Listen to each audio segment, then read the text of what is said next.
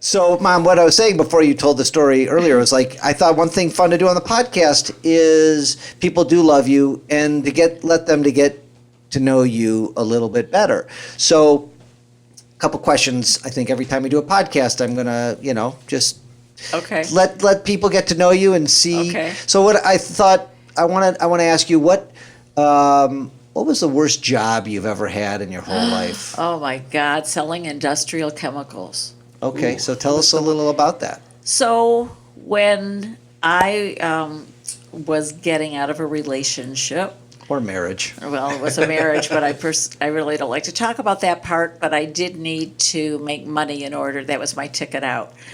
So I sent out my resume to, in those days, in the Detroit News, they would have, believe it or not, male classified and female classified. And I sent it out to every company that looked within the realm of possibility, because I had been a school librarian, but they weren't hiring school librarians. And I got a call from a company called National Chem Search, and went through many interviews, stress interviews, and it was to sell industrial chemicals. Was that on the female side of the Yeah, ads? they were looking for a female. They had no females. Well, think about this, Kevin. You went into warehouses and you went into industrial places, and they wanted a female. They wanted a female. It just surprises me. I know, and this Did was... you have to carry in samples and things too? Oh, wait. It gets better. So this was in, when was this? In the 80s. In the 80s. Because I was a teenager. Right. So this was in the 80s, and part of their sales strategy was to work your way in, ask for the qualified buyer, and have products to demonstrate. Now, you have to understand that I knew nothing about these products that I was selling. But the money was good, and I was young, and I could get into the door.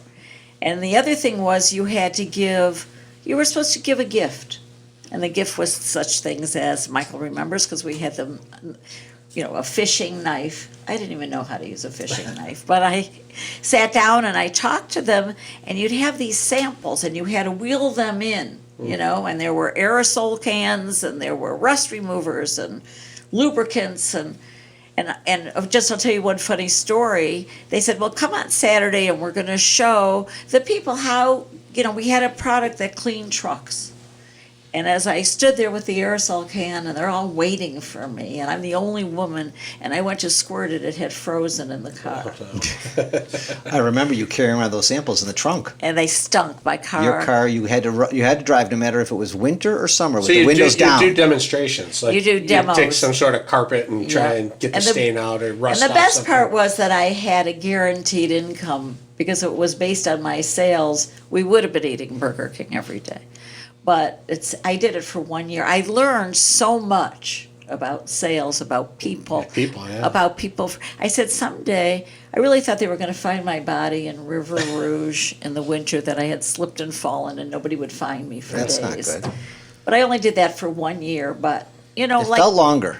It felt longer. It felt longer to me. But the chemicals are still with you today. I remember the smell. The smell was terrible.